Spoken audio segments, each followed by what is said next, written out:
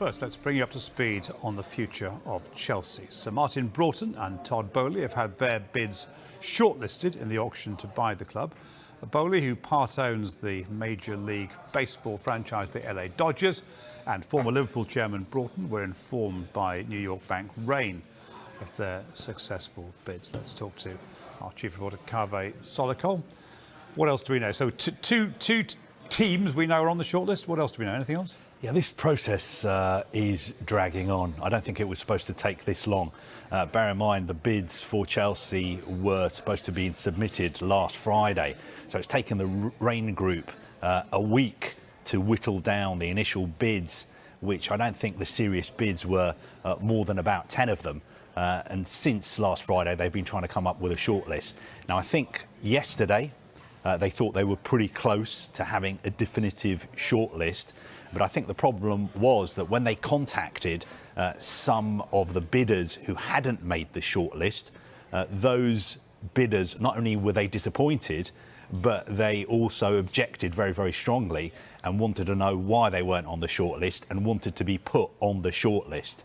So it is a complicated picture. What we know at the moment, though, is that two bids have definitely made the shortlist, and they're the front runners. The first one is led by Todd Boehly, the part owner of the LA Dodgers. He's backed by Swiss billionaire Hans-Jörg Wyss, also a London-based property tycoon, Jonathan Goldstein. And they also have on board Daniel Finkelstein, Lord Finkelstein, Chelsea supporter, Times columnist, former government advisor. They also have Barbara Sharoni, music PR executive, season ticket holder at Stamford Bridge, and they're being advised by Goldman Sachs. So that is the leading US bid that has made the shortlist. The other bid that's made the shortlist is a UK one led by Sir Martin Broughton, former chairman of British Airways, former chairman of Liverpool. He's teamed up with Lord Coe. Everyone knows who he is, president of World Athletics, former Conservative MP, long-term Chelsea supporter. And they have not come out in public and said who is backing their bid. They haven't been totally transparent, but we've reported in the past week, for instance, that the co-owners of the Philadelphia 76ers, Josh Harris and David Blitzer, who also have minority stakes in Crystal Palace, a part of their consortium, and also Vivek Ranadive, who's the owner of the Sacramento Kings basketball team in the States. He's a tech billionaire. He's also said to be backing them, and they have financial backing from Clear Lake Capital, a massive investment firm based in California. So those are the two leading contenders. We know they're on the shortlist. Now, question marks about the Ricketts family group. Own the Chicago Cubs.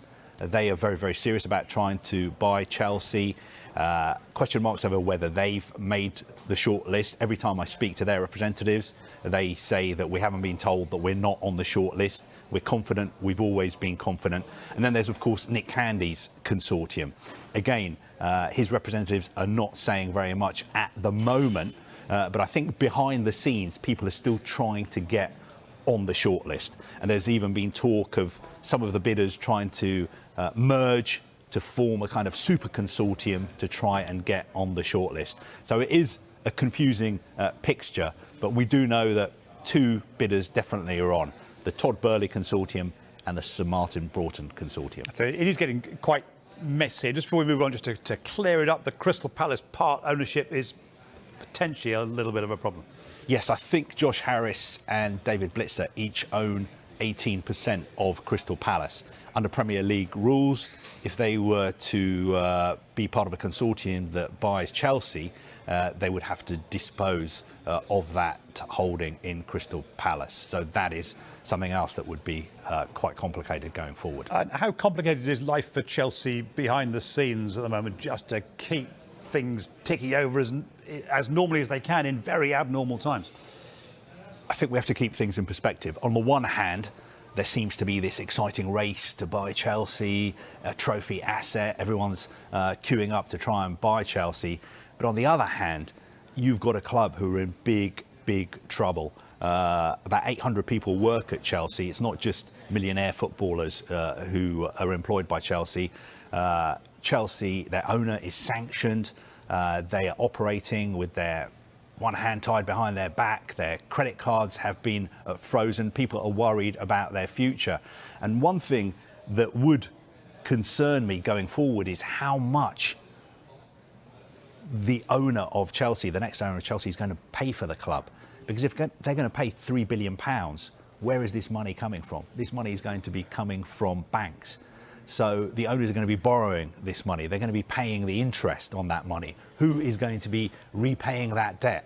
Is Chelsea going to have to pay for that? Similar situation that we've seen with the Glazers at Manchester United. And £3 billion is an incredible amount of money to pay for anything, let alone a football club. If it actually does go for £3 billion, it will be a world record for a sports team, club, franchise. I think the record at the moment is £2.5 billion that was paid for the Brooklyn Nets a few years ago.